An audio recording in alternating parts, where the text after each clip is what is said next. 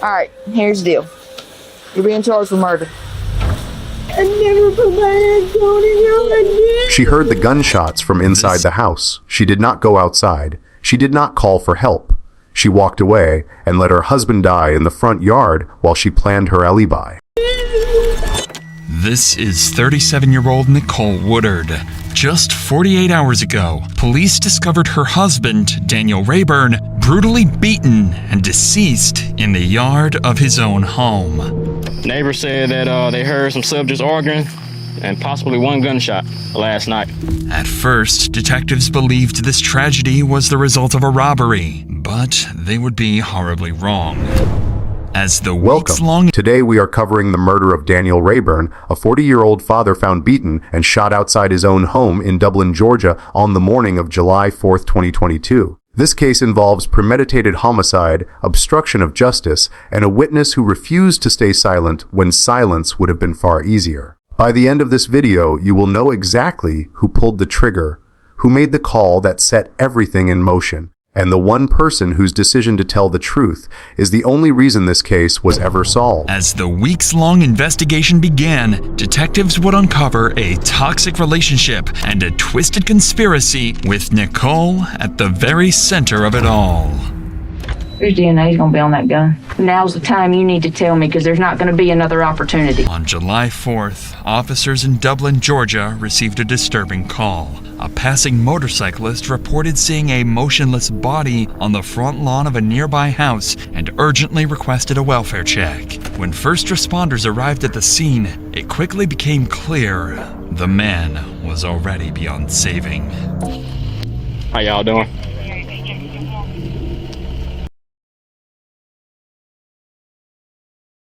Daniel Rayburn was a homeowner in Dublin, Georgia. He had neighbors who recognized his car in the driveway and knew his routines well enough to notice when something felt wrong. He was in a relationship that people around him could hear deteriorating through open windows on summer nights. Arguments loud enough to carry 2 houses down, a domestic situation that had been building toward something for a long time. On the evening of July 3rd into the early hours of July 4th, Daniel was alive. By morning, he was face down in his own front yard with a bullet in the back of his head, and the woman who shared his home was already at a hospital constructing a story designed to make sure no one ever connected her to what happened in that yard. All the blood come across his arm right there. He's laying like somebody, he was attacked or shot or something.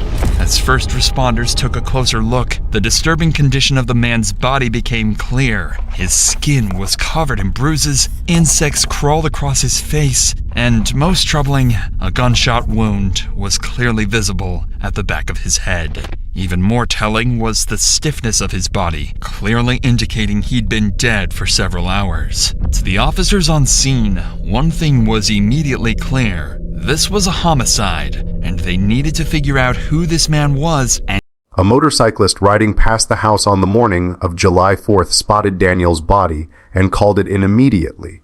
When officers arrived, the scene told them everything they needed to know within seconds. Bruising consistent with a sustained beating. Insect activity on the skin indicating he had been dead for hours. And at the back of his skull, a single gunshot wound that removed any ambiguity about the cause of death. This was not a medical emergency. This was a homicide. Officers secured the scene and began identifying the victim. Daniel was 40 years old. He owned the home. And according to a neighbor who answered her door that morning, he lived with a woman named Nicole. That neighbor mentioned one more detail that would matter more later than it seemed to in the moment. Her daughter had heard arguing the night before and what sounded like a gunshot. Nicole had told them it was firecrackers. On the 4th of July in Georgia, that explanation would have worked on almost anyone. And why he was so brutally killed. Luckily, it wouldn't take long before officers began uncovering crucial details. Do we even know we don't know his name, do we? Yeah, we ran it. That's as far as that. Okay. We haven't positively identified him. 26 radio. Off that 28 that was ran at this location, who would come back to? 26 that come back to a Daniel Rayburn. That one, it has a Eagle Mobile Park address. The victim was quickly identified as Daniel Rayburn, a 40-year-old father and the homeowner himself. With this in mind, officers would approach Daniel's neighbors, who would reveal information that would prove crucial to solving this case later on. 26 radio 09 is clear. I'm so sorry. Have y'all been home all day? All day. Been to the grocery store. Have y'all heard anything over there? No. Like today? Does he live by himself, or do you know? A lady lives there. Lady lives there. There's a man deceased in her yard. In He the what? yard? Yeah, he's dead right there. In her yard? Yeah. Oh, my Is he black? Daughter said she heard somebody arguing Last night. Last night. They said, who you calling? Call me another one. She's Officers searched the home and found no blood, no struggle, nothing overtly violent inside. But they found a letter with a full name on it. Brandy Lee Nicole Woodard, Daniel's wife. That name meant nothing to most officers in that room, but it meant something immediate to one paramedic on the scene, because he had treated a woman by that exact name just hours earlier. Nicole Woodard, 37 years old, had suffered what appeared to be a seizure at the Applebee's where she worked and had been rushed to the hospital that same morning mere hours after her husband was murdered a few miles away. Detectives understood immediately what that timing represented. A medical emergency occurring in the exact window that would allow a woman to say credibly that she was somewhere else surrounded by witnesses. If this was the alibi Nicole intended to build, it was constructed before Daniel's body was even cold. Detectives located her at the hospital, and once her condition was confirmed as minor, they brought her in for questioning. What followed was a study in the difference between someone absorbing devastating news and someone managing a prepared story. Nicole insisted she had no idea what happened. Her answers came uneven, some too fast, some too slow. She admitted there had been an argument the night before, but said Daniel was alive and fine when she left. Detectives let her go. They had nothing to hold her on yet, but they knew exactly where to look next. She said, Mom, it wasn't firecrackers. She said it was a gun. Come here. You see his body? Oh, talking about right here near the front? Oh, my God. Yeah. Oh, wow. This So- lady lives there with him. I mean, she can't, that's the same lady that came She said her name is Nicole. Nicole? Yeah. Is she younger, older, or? She's younger than us, so I'm 43, so she Well, might be in got her an early animal. 30s, That's right. early to mid 30s. Oh my God, who found him? Some passerbys just come by. He's been there for a while. Got you on scene. Neighbor across the road heard some arguments over here, and about 1 a.m. heard one shot. There's supposed to be a female that resides here by the name of Nicole. White female. You know- need to see if she's inside. Yes. We'll knock on the door and then see if it's unlocked. We can see, can we do a welfare check? Officers didn't know who Nicole was yet, but she would become a very familiar figure over the coming days. Without wasting any time, officers moved to search Daniel's home, and what they would find Outside the house, feet from where Daniel's body had been found, officers discovered something that would become the most important physical piece of evidence in the entire case. A severed dreadlock. It did not belong to Daniel. It did not belong to Nicole. Someone else had been in that yard the night Daniel died, and they had left a piece of themselves behind without realizing it. Meanwhile, Daniel's phone records and surveillance footage from a neighbor's camera across the street were building a timeline that directly contradicted everything Nicole had told detectives. The footage showed Nicole leaving in her father's car early that morning. Her phone records revealed a call placed shortly before Daniel was killed, not after. Before. A call made in advance of a murder is not the same as a call made in panic after one, and investigators understood exactly what that distinction meant. It was while following up on Nicole's personal connections that detectives first heard the name Misty Edge, a friend and co-worker of Nicole's. The person who would hand police this entire case, not because anyone asked her to, but because she could not carry what she was holding Officers any were about longer. to search Daniel's home, aware there could be another victim, or even someone dangerous hiding inside. There's the door locked. Unlocked. All units radio is 10-3. Police department. Police department. Police department.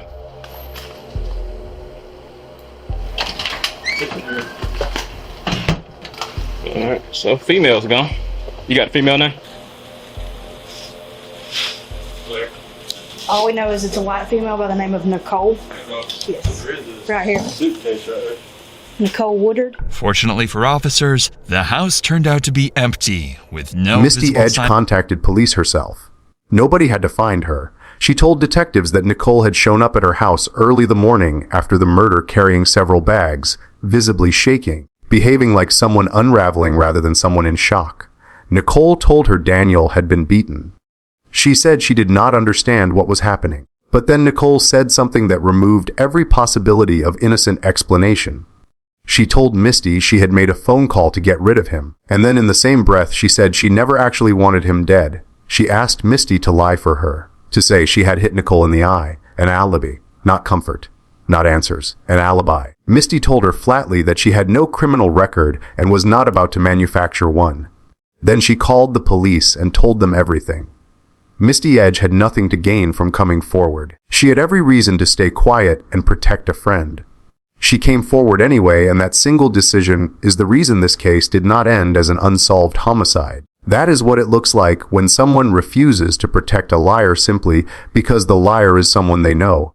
It does not get celebrated the way it should, but it is very often the only reason cases like this one ever reach a verdict. Struggle inside. However, they did uncover one crucial clue, a letter revealing Nicole's full identity. Brenda Lee Nicole Woodard, Daniel's wife. This discovery immediately opened up new leads for investigators, but officers were about to catch another clue. One of the paramedics on the scene would recall encountering a woman with the exact same name just hours earlier. What y'all know about it? I don't think the neighbors saying that they heard subjects arguing last night and a possible one gunshot. Hey, see what or? Yeah, they said it's supposed to be a white female staying with them. First name by Nicole. We went in and cleared it. Nobody ain't in there, but it's a letter in there with her name on a piece of paper with Nicole Woodard on it. That name, we just picked up a person at Applebee's with the same name, 37 years old. Had a seizure, was throwing up. According to the paramedic, 37-year-old Brenda Lee Nicole Woodard had been working at a nearby Applebee's when she suffered a seizure and was rushed to the ER earlier that day. To detectives, this timing felt a little too convenient. Nicole's medical emergency occurred just hours after Daniel's brutal murder, potentially giving her an alibi to distance herself from the crime. If this was, in fact, Nicole's plan, it wouldn't work out very well. Officers were now able to easily locate her at the hospital and question her regarding the actions. Armed with Misty's account, detectives met Nicole again at her sister's house, this time with far less patience. Nicole spent the first part of the interview managing her own image, describing the history of the relationship, insisting Daniel had been the violent one. But when detectives pressed her on the phone calls Misty had described, her story began fracturing in real time. She admitted calling a man she called her foster brother and two others named Andrew and Tom Tom. She said she only wanted them to come calm Daniel down. Detectives already had the surveillance footage, already had the phone records, already had Misty's statement. Every version of events Nicole offered collided with something already documented, and every collision rattled her further until she finally said it plainly. She had called people and told them to beat his ass. She said she never imagined they would kill him. She said she thought they would only rough him up. She apologized. Her composure was completely gone. But even in that moment, she had still never gone outside to check on Daniel after hearing the confrontation. Never called for help. Never done anything except walk away and let the night finish without her. That is the detail that separates panic from complicity. The actions leading up to Daniel's death. Since her injuries were minor, she was quickly transferred to the station for questioning. Did he have any friends that came over to visit? Once in a blue moon, we'd go over and hang out with Tim and Sylvia, but we hadn't seen them in a couple of months. Other than that, you can't tell me anything else that you might know? Because he was out in the yard, well, he was found in the yard this afternoon before they called, about the time after they called you. He was found out in the yard. Nobody called me. I mean, how did they get in contact with you? The officer showed up at the hospital. Well, I'm saying you got in contact with you at the hospital. Okay, so other than that, you hadn't seen him none before that? I hadn't seen him at all today. Even though Nicole insisted she had no idea what happened to Daniel that night, her demeanor told the Nicole was arrested. The two men she had named, Thomas Harper and Andrew Huber, were located shortly after. During Andrew Huber's arrest, investigators found clothing stained with Daniel's blood at his residence. DNA confirmed it.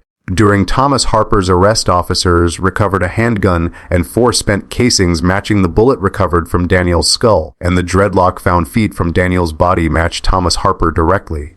The evidence was complete: physical, forensic, and testimonial. Every piece connecting back to a phone call Nicole Woodard made before her husband was Her demeanor dead. told the detective a different story. Her shaky voice and uneven answers indicated extreme nervousness. She seemed on edge, uncomfortable, and far from natural. These subtle cues could mean one of 2 things. Either Nicole was genuinely shocked to learn that Daniel was killed, or she was hiding something.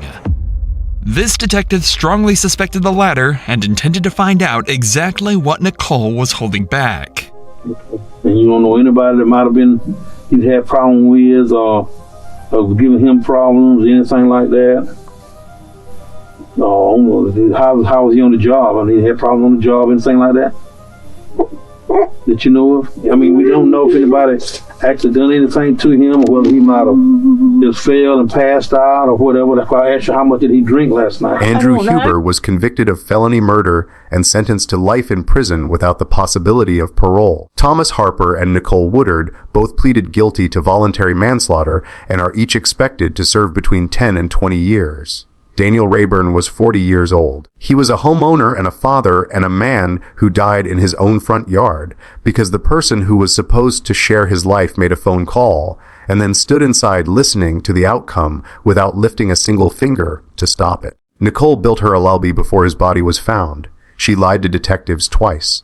She asked a friend to manufacture evidence on her behalf. And that friend said no and told the truth instead, and that truth is the only reason Daniel Rayburn's family knows what happened to him and who is responsible. Cases like this are solved not by forensic breakthroughs alone, but by the people close to the truth who decide that loyalty to a liar is not something they are willing to carry. Misty Edge made that decision, and it changed the outcome of this entire case. The systems built to deliver justice depend on people like her choosing accountability over silence at the exact moment when silence would have been easier. Daniel Rayburn deserved someone to speak for him. One person did, and it was enough.